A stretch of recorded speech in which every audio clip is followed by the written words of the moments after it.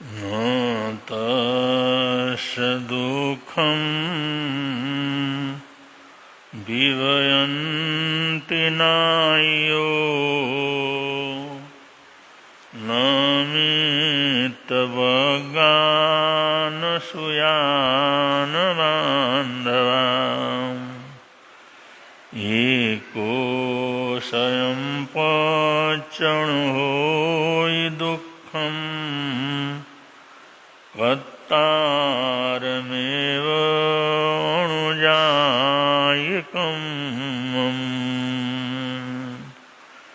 श्रुतेषु यावि परिबुद्धजीवी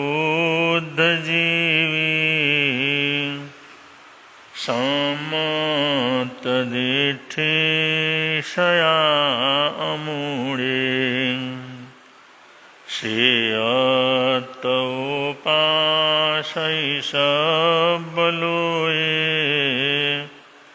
विरागमङ्गं जीर्णशासनं च विरागमङ्गं जीर्णशासनं च।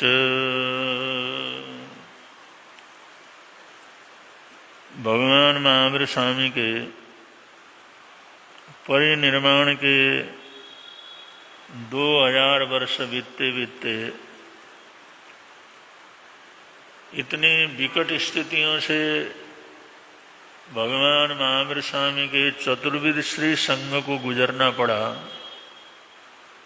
उस समय बड़ी भारी सांघिक दयनीय स्थिति थी, जिसमें अनेक आचार्यों ने, तपस्वियों ने, संतों ने, श्रावक श्राविकाओं ने बहुत कुछ कुर्बान करके इस संघ को सुरक्षित रखा।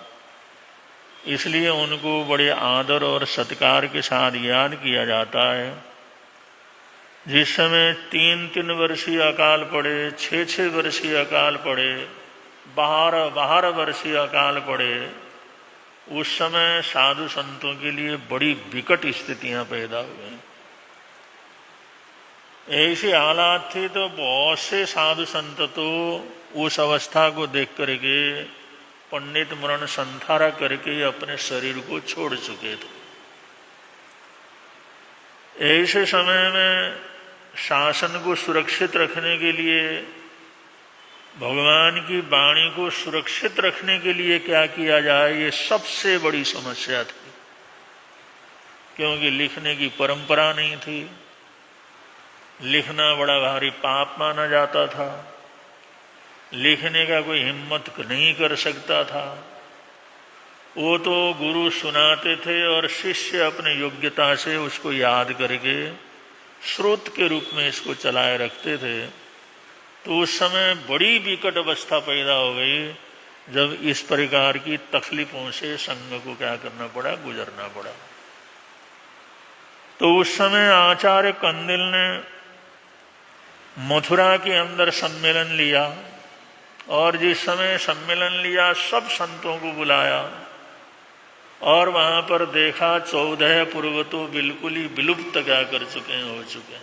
बड़ी भारी समस्या थी, पूर्वों का विनाश हो चुका है। और ये अंग की सुरक्षा हम लोगों ने करनी है, तो वहां पर भी जो जो अंग सूत्र को पढ़ने वाले थे, याद रखने वाले थे, उन सबको इकट्ठा किया गया। बहुत से नियम बनाए गए, बहुत से साधु संतों को जोड़ा गया कि 11 अंगों को पूरी तरह से सुरक्षित क्या किया जाए, रखा जाए। लेकिन उसमें भी जैसे जैसे स्मृति कम होती थी और यादाश्त कम होती चली जाती थी, समस्या और ज्यादा बढ़ती थी। वही समय था आचार्य नागार्जुन, उन्होंने दक्षिण में बल्लवी के अंदर वाचना करवाया, और उस समय भी देखा बड़ी चिंता की बात हो गई। जो सूत्र इस समय याद है उसको तो किसी न किसी तरह से सुरक्षित रखा जाए। अब वो लिखने की बात बड़ी भारी समस्या क्या कर जाती थी, आ जाती थी। और बड़ा विचार विनिमय हो जाता था, लेकिन लिखने की स्वीकृति क्या करती थी, मिलती नहीं थी कि हमारी इतनी पुरानी परंपरा को हम तोड़ नहीं सकते, लिख नहीं सकते। तो उस समय बड़ी भारी विषदाएं थीं। तो इन आचार्यों ने जगह जगह पर वाचनाएं ली, जगह जगह कर मुनि संतों का सम्मेलन करवा करके साहित्य का इकट्ठा किया, जिसमें कम था उसको पूरा करने का प्रयत्न किया। अच्छे से अच्छे संतों को लगाया, भाई अंग सूत्रों को पूरी तरह से याद करके क्या करना है, चलना है। और कितने विलक्षण प्रतिभा वाले थे वो लोग, जैसे नागार्जुन थे। इनको पदार्थों का इतना ज्ञान था, जड़ी बूटियों का इतना ज्ञान था, और ऐसी अद्भुत अद्भुत चीजें वो बना लेते थे। ऐसे अपने समय के वैज्ञानिक थे। वो अद्भुत जो है काम, उन पदार्थों को मिला करके, अलग अलग चीज़ों को मिला करके, अलग अलग जड़ी बूटियों को मिला करके, एक से एक बढ़ करके चमत्कारी चीज़ें वो तैयार करने वाले थे। और तरह तरह की भयंकर से भयंकर जो बीमारियां हैं, उनके लिए औषधि भी वो क्या कर लेते, तैयार कर लेते थे। और उनका बड़ा भारी वर्चस्व था। अब जिस समय उनको पता लगा, पादलिप्त आचार्य वो भी इसी तरह से तरह तरह की चीज़ों को बनाने में क्या है, समर्थ हैं, लेकिन दूर दरार के अंदर थे। तो उस समय आचार्य नागार्जुन ने, जिस समय यही काम कर रहे थे, वो अभी नौजवान ही थे, उस समय एक रस कुप्पी बना ली। एक मिट्टी की कुप्पी बना करके उसमें रस जो है, उन जड़ी बूटियों का, पदार्थों का उसके अंदर भरा। और वो रस ऐसा रस था जिसको अगर जो है कोई लोहा है, उसको पका, जो तांबे को उगाल करके अगर वो रस कुप्पी डाल दिया जाए तो सारा का सारा सोने के रूप में परिवर्तन हो सकता था, या कोई शील्ड के रूप में परिवर्तित हो सकता था।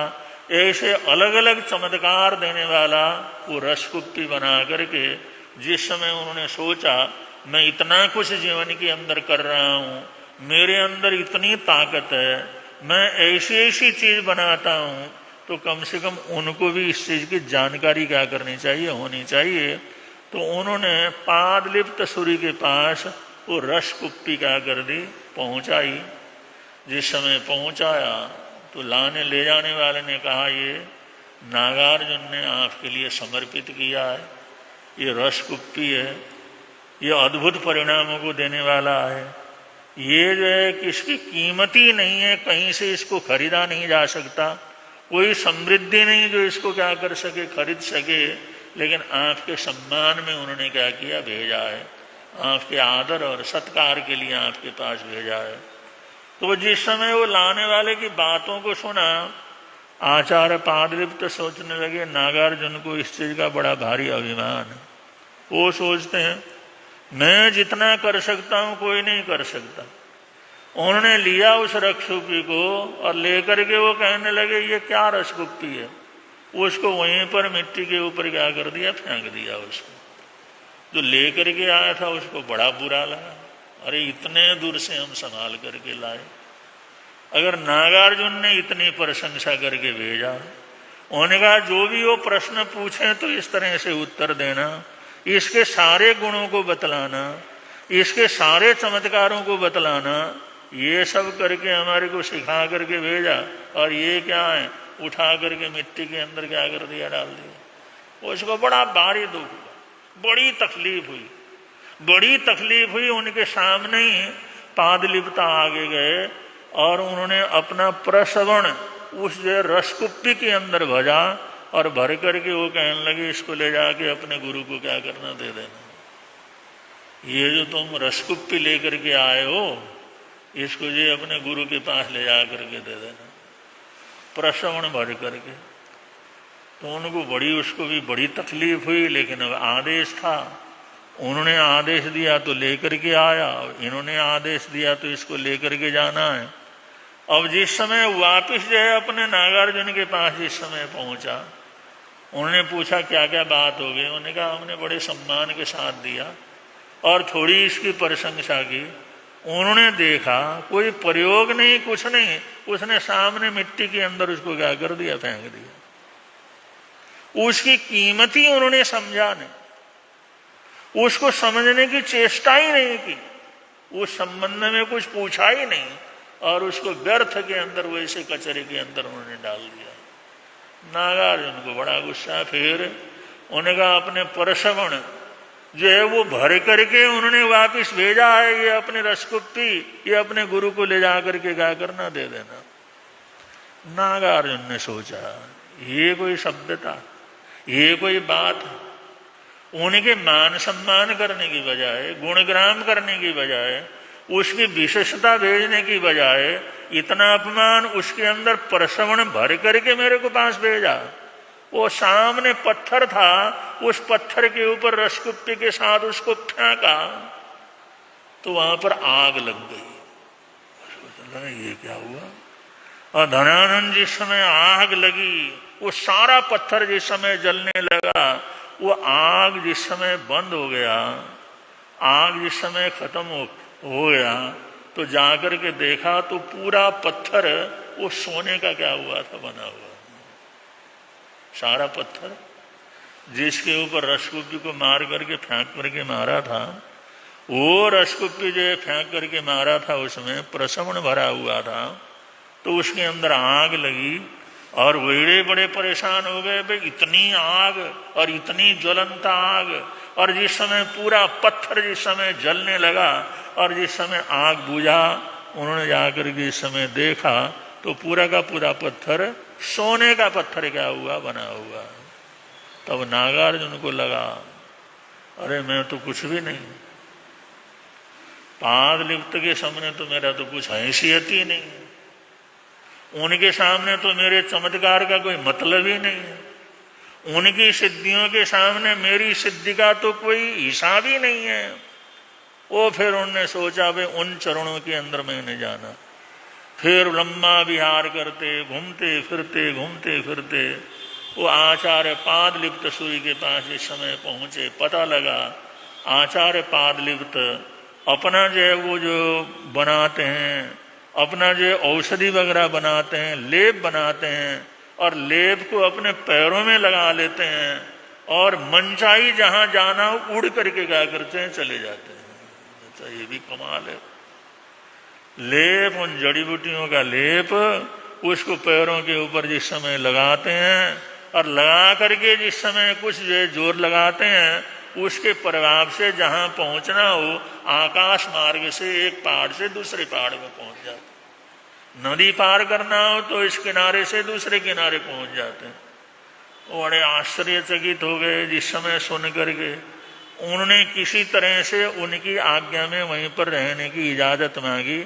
मैं शिष्य के रूप में आपके चरणों के अंदर आया हूं, और मेरे को सेवा का लाभ, सेवा का मौका क्या किया जाए, दिया जाए। अब जो उन सिद्धियों को प्राप्त करना कोई आसान काम तो नहीं था, और इन सिद्धियों के लिए, ज्ञान के लिए, सब कुछ के लिए गुरु को प्रसन्न करना पड़ता था, सेवा करनी पड़ती थी। लेकिन वो सोचने लगा भाई ये क्या ऐसा चमत्कार है, पैरों में लगाने के बाद फिर जो आदमी क्या कर जाता है, उड़ जाता है, आकाश मार्ग से उड़ जाता है। ये भी बड़े कमाल की बात है, ये भी अद्भुत बात है। तो जिस समय वो ऐसा करके आते थे तो जो चरण पखाड़ने के लिए बर्तन लेकर के, फांसू पानी लेकर के वहां आग्रह करके उनके चरणों को क्या करते थे, धोते थे, क्योंकि सेवा में रह रहे थे। और धोने के बाद उस पानी को अंदर ले जा करके रखते, फेंकते नहीं, और उसको चखते थे, कुछ सूंघते थे, और चख करके और सूंघ करके 160 औषधियों का उसने क्या किया, पता लगा। 160 तरह की जड़ी बूटियां, 160 तरह के जो है वो औषधियां, उनका पता नागार्जुन ने सिर्फ आचार्य के पैरों को धोए हुए जल को चख करके और उसको सूंघ करके क्या किया, लगाया। तो क्या विलक्षणता थी इन लोगों के अंदर, क्या स्मृति की शक्तियां थी, तभी जाकर के सूत्र सुरक्षित क्या करते थे, रहते थे। एक बार याद किया तो जिंदगी भर याद करते थे, रह जाते थे, लेकिन समय के प्रभाव से खत्म हो रहे थे। ऐसा यादाश्त उनका कम होने जा रहा था, इसलिए इन आचार्यों को सबसे बड़ी समस्या थी। ये यादाश्त ऐसे खत्म हो गया तो ये सूत्रों की रक्षा कैसे होगी, भगवान की वाणी की रक्षा कैसे होगी, आगम की रक्षा कैसे होगी, ये अंग जो आगम का ज्ञान कैसे रहेगा।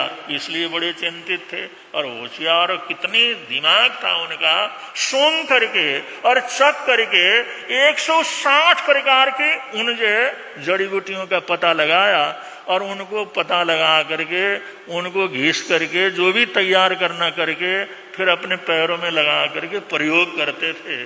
तो फुदकते थे, यहाँ से वहां तक चले गए फिर नीचे उठे, वहां से वहां तक चले गए फिर नीचे हो गए। ऐसे देखी तो उन्होंने नागार्जुन को बुलाया कि तुम सीधा क्यों नहीं कहते, भाई मेरे को आप वो विद्या क्या कर दो, दे दो, आप सीधा क्यों नहीं प्रार्थना करते। उन्होंने कहा भाई गुरुजी प्रसन्न होंगे तभी तो वो मिलेगा। उन्होंने कहा तुम्हारे को देख करके और तुम्हारी बौद्धिकता को देख करके मैं बहुत प्रसन्न हुआ, और तुमने क्या क्या किया। उन्होंने कहा 160 तरह की दवाइयों का पता निकाला और वो सारे इकट्ठा किया और फिर उन सबको इकट्ठा करके उनको घोल बना करके उनको रगड़ करके प्रयोग तो किया, लेकिन उड़ नहीं सकता, सिर्फ फुदकता हूँ। यहाँ से 10 कदम गए फिर नीचे उतर गए, फिर 12 कदम गए फिर नीचे उतर गए। उन्होंने कहा तुम्हारी विलक्षणता से मैं बहुत प्रभावित हूँ। इसमें थोड़ी सी बात है, 2-3 चीजें उन्होंने बतलाया। एक तो चावल का माड़ उन्होंने बतलाया और एक कांजी बतलाई। ये जो पानी है ना, इस पानी के अंदर अमुक अमुक दवाई को तुमने घिसना है, इन पानियों के अंदर अमुक अमुक दवाई को घिसना है और घिस करके लेप बनाना है, तब उसका प्रयोग करोगे तो तुम भी उसी तरह से क्या कर सकोगे, उड़ सकोगे। तो नागार्जुन को बड़ी भारी प्रसन्नता हुई। तो ये लोग इतने विलक्षण थे, इतनी यादाश्त रखने वाले थे, इतने नाक की शक्ति, चखने की शक्ति ऐसा रखने वाले थे। आज में तो हम लोग खाते पीते हैं तो नमक के सिवाय कोई स्वाद क्या करता नहीं आता। हाँ, अगर जो सूंघने लगो तो आदमी को सूंघने लगे तो कोई प्याज वगैरह पड़ा हुआ हो तब तो उसको गंध आती है, वरना गंध भी कुछ भी क्या करती नहीं आती। लेकिन ये लोग कैसे कैसे थे, 160 चीजों का पता सिर्फ सुन करके और चख करके क्या किया, लगाया। ऐसी विलक्षण ताकतें थी पहले, तभी जाकर के सूत्र सुरक्षित रहे। और वो गुरु ने बतलाया और शिष्य उसको याद करके क्या करता रहा, चलता रहा। आगे चल करके जब ये स्मृतियां कम होने लगी तो उस समय सबसे बड़ी समस्या थी इनकी सुरक्षा किस तरह से क्या किया जाए, रखा जाए। क्या क्या आगे किया, समय समय पर आप लोग सुनते ही हैं और आते हैं, लाभ लेते हैं। सबको बहुत बहुत मंगल कामनाएं हैं। महासती जी महाराज साहब पधारे हैं, उनकी सेवा का आप लोग लाभ लें। इन्हीं मंगल कामनाओं के साथ, सद्भावनाओं के साथ कल महासती जी महाराज साहब का उद्बोधन होगा और उसको सुनने का लाभ भी आप लोगों को मिलेगा। आज तो बिहार करके ही पधारे हैं तो बड़े प्रेम के साथ आप लोग बोलेंगे, ओम जय महावीर प्रभु स्वामी, जय महावीर प्रभु जग